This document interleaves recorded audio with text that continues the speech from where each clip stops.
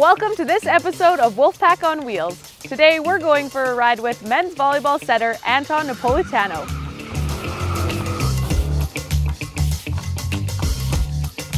So, how are you doing? Good, really good. How are you? I'm excellent, thank you. Beautiful day here. It is. How did you first get into playing volleyball? It was the first sport I ever played. Ever in your whole life? Yes. Okay. My dad's a bit of a volleyball fanatic. Okay. So I remember at the holiday house at like 4 or 5, just playing pepper in the backyard with Dad.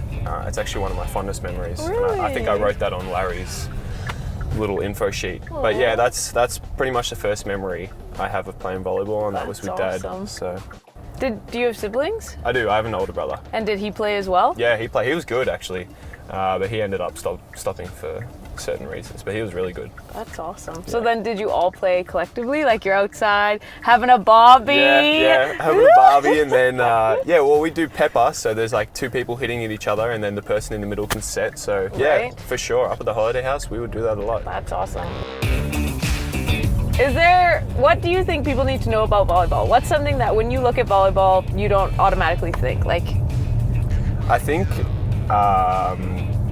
coming from basketball, right. you can have like a really good player on the team, Yeah. and they can just hold the ball, and you can, usually sometimes win. Yeah, you got your Kobe's. You got your Kobe's. But in volleyball, I know you could have a really good player Yep. on quite a bad team, and it'll make a difference for sure, Yeah. but that one player can't hit the ball 3 times. Right. So That's you could true. have, Kobe Kobe equivalent playing on a really bad team, and it's still going to be very hard for them to win. That's a good point. Yep. So how do you make sure that you guys mesh as a team? Like, how do you make sure that happens? Like you're like dolphins communicating. Well, I learned a lot more about that when I switched to setting role. Okay. Because when the ball's coming over to our side and we're going to make a play, Yeah. there's like a lot of talk. So the outside hitter will be calling like a black, that's the certain pace that we set. Okay. And then the middle will be auto bowling the set that he wants to run. Okay. And then the person in the backcourt who's running the pipe is going to have to see where the middle is. Okay. So he's going to have to yell at me which pipe he wants, and then the other outside hitter is going to. So it's kind of like my word. midpoint, because I remember watching like USA men's volleyball. Yep. And I'm like, how are they so in sync? But I suppose when you hear the audio of it, like they're constantly communicating. What is your biggest goal right now?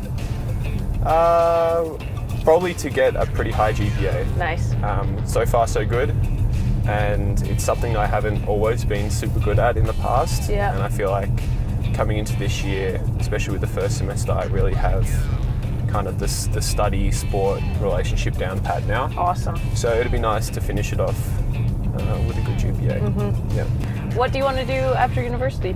Go play pro. Nice. Yeah, I figured if I still enjoy playing and I'm young enough, I may as well give it a go. Oh, for sure. See the world a bit more. Yeah. Do you have a dream team that you want to join or location you want to go to? Italy would be nice. Yeah. Just because I studied Italian throughout my whole school. Isn't that your heritage? Exactly. Yeah, Dad's Italian. That's awesome. So going back there would be sweet, because I feel like at least in Canada, with the second language being French, Yeah. I can kind of use that a little bit. Yeah. But I met one Italian guy in the supermarket and that was it. But my Italian has definitely gone downhill. It wasn't very good to start with, but now it's I hit rock bottom. So yeah, going there would be pretty nice. That's awesome. And I know that sometimes you and your girlfriend like to cook a lot, right? Yeah, right. So what's the craziest thing you guys have recently made? It wasn't recent, but Okay. we once experimented with a durian.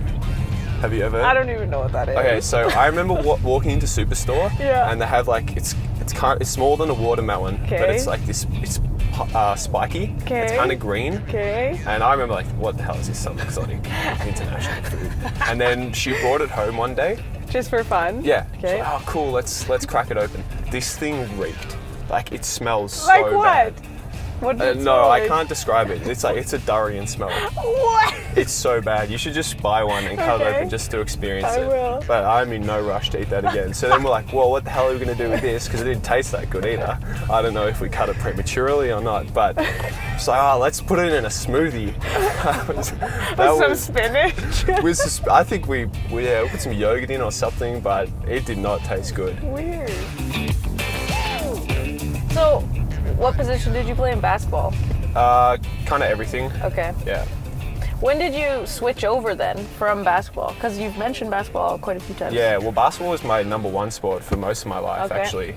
I would practice 3 times a week and play twice, Yeah. 2 different clubs. And then it was probably going into year 12, Yep.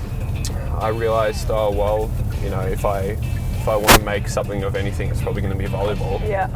So I stopped playing basketball and just played casually on Saturday afternoon with my mates Nice. in a custom team. Yep. And then pursued volleyball a little bit more, and yeah, it was a pretty good decision. That's awesome. Well, thank you so much for coming for a ride with us today. Thank you very Awesome much. to have you.